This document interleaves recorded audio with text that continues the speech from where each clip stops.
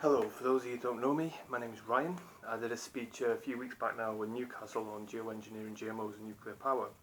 And if you go on YouTube, type in Ryan Crilly, you should be able to hear that there. First of all, I want to start off by saying I've got no quarrels whatsoever with people coming to this country, especially people from war-torn countries that our Luciferian government go over there and bomb and train and give ammunition to, and then a lot of innocent people get caught up in the crossfire and come over to this country in fear of their lives. Because if the shoe was on the other foot, we'd be doing exactly the same thing.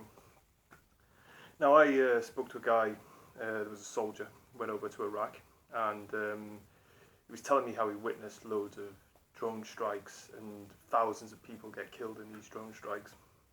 And he got discharged, came back from Iraq, and basically, before he went, he had a wife and he had kids, and he came back, his wife's left him, he turned into an alcoholic, his wife's left him, his kids don't want to know him anymore, and he ended up getting sectioned, and he came out, and as I was speaking to him, he was sat there and he was smoking a cigarette and he was shaking, and he's just a mess, he's a total mess, and this is how governments can get inside people's heads. This is one example of how they can manipulate your minds. Now, I'm from the UK, and we've got a Prime Minister in the UK at the moment called Theresa May. And she's been against equality all her life. She's been against workers' rights, human rights, all the rights you can think of, and she's now running this country.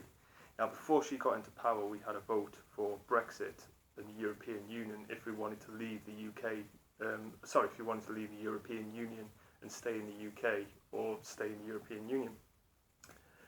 And basically,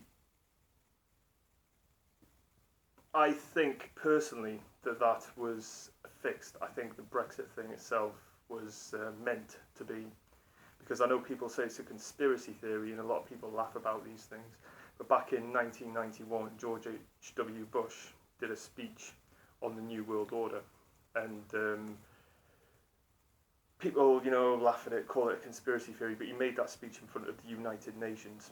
And if you look what's happening around the world right now, especially in America, in Germany, in France, and places like that, I mean, in America you've got the Black Lives Matter thing, there's a lot of violence, there's a lot of people getting arrested and murdered, causing violence. What happens when you cause violence? You go to prison, and you get out of prison, and nothing's changed at all. Now, I was looking, because this all started, there was like 3 people that got killed in cold blood by US police officers. This is how all this started. I was looking at the statistics from 2013 onwards, and every single year in the United States of America, 500 innocent people get killed by US police officers every single year. And that, to me, says this is a declaration of war. That's what it basically says.